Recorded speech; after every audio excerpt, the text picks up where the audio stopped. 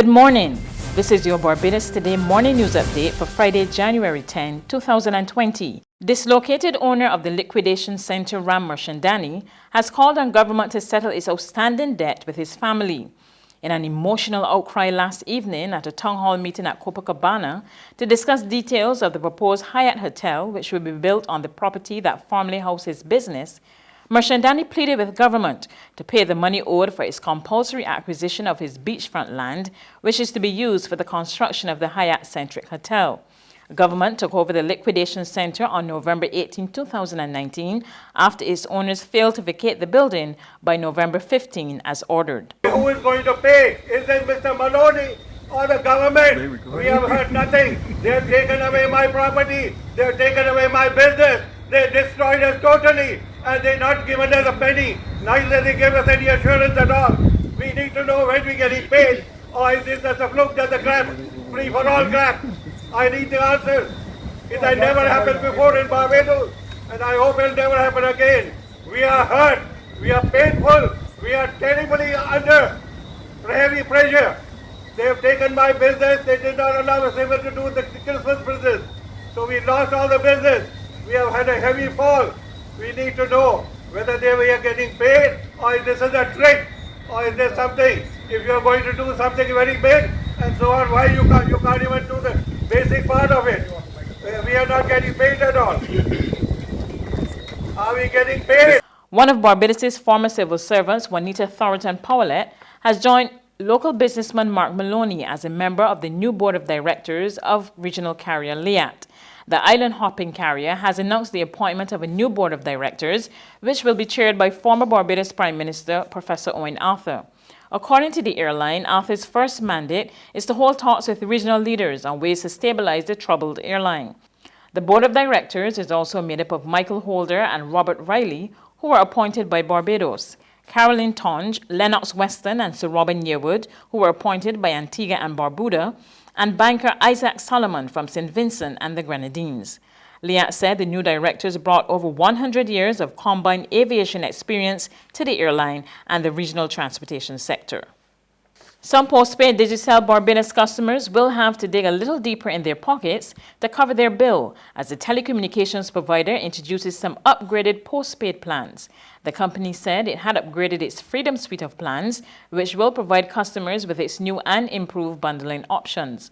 Customers will be asked to pay a little more for one of the cheaper plans, the Freedom More, which has been increased from $75 to $85 per month. The changes will commence on January 28. The monthly fee for the Freedom Extra plan will remain at $150, and the Freedom Extra will no longer be available. Local filmmaker Step by Step Productions is continuing to make waves in the independent movie industry worldwide.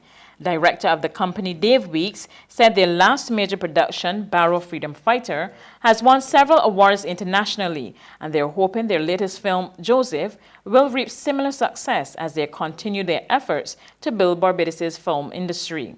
Our most successful film internationally, I would say to date, has been Barrow Freedom Fighter, which won the African Movie Academy Awards for Best Diaspora Documentary.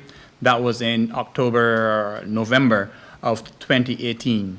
So Step by Step Productions is a company that is trying its very best to build the film industry in Barbados. There are others who have gone before us and have started the journey, and we're trying to build on that and allow Barbados to be exposed to the widest possible global market as possible. So you hear us talk about global. Mr. Blackman spoke about us being in the U.S. and Canada, Toronto. We were in Zimbabwe, Rwanda, Cuba. Our film showed in Brazil. Fellow director of Step by Step, Marcia Weeks, who wrote, produced, and directed all of the 7 movies the company has produced thus far, outlined the idea behind the film, Joseph. The idea came to me that we needed to do a film that would actually tells the story of reconnecting us with Africa. We were in Rwanda receiving an award, and I said to Dave, I met all these filmmakers from these different African countries, and I thought to myself, it would be so wonderful if we could do a project together. And we sat at breakfast and we were talking about all these ideas. The film, which depicts a young Jamaican doctor coming to terms with his African ancestry and returning to Ghana, will make its local premiere at the Barbados Independent Film Festival on January 14 and will open at the Olympus Theatre on January 15. There's regional and international news after this short break. Festive Friday at the Bridgetown Night Market at Pelican Craft Center. Kick off the weekend this Friday from 4 p.m. to midnight with loads of food, drinks, and entertainment. Get ready for Crop Over with the Rhythm Root Street Parade. Party like it's Kadooman Day on the street around Pelican Village with costume reveler, music, and more. It's Festive Friday. It's Festive Friday at the Bridgetown Night Market at Pelican Village Center from 4 p.m. to midnight. Admission free.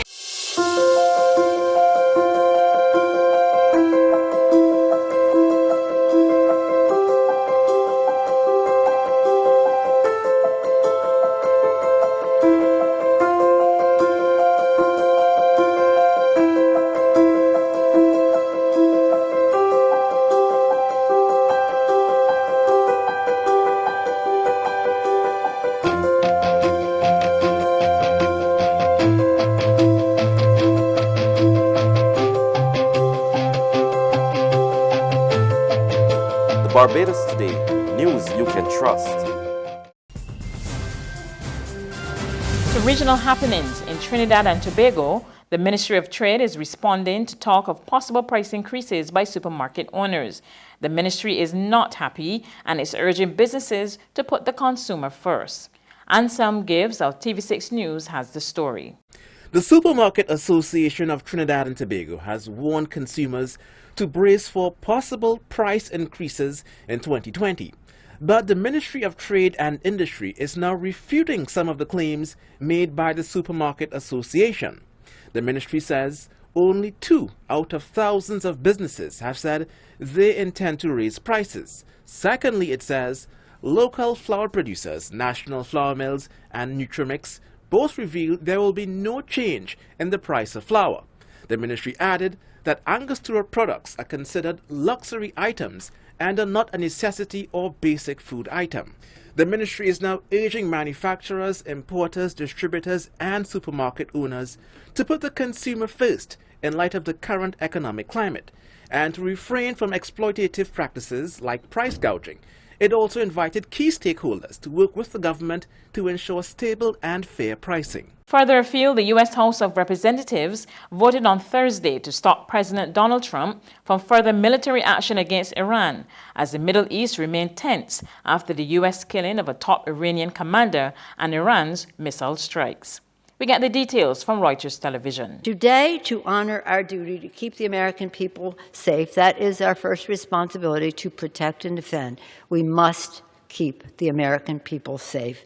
The House will pass a war powers resolution to limit the president's military actions regarding Iran. Congress is reassuring our long-established oversight responsibilities as we mandate that if no further congressional action is taken, the administration's military hostilities with regard to Iran must end. That's news, but for the very latest, visit our website at www.barbadostoday.bb. You can also subscribe to our e-paper, email updates, or like us on Facebook, and sign up for our breaking news alerts via WhatsApp. We're also on Azuma Media in bus terminals, as well as Screenplay at supermarkets and gas stations near you. You can also hear us on Mix 96.9 FM and Capital Media HD 99.3 FM.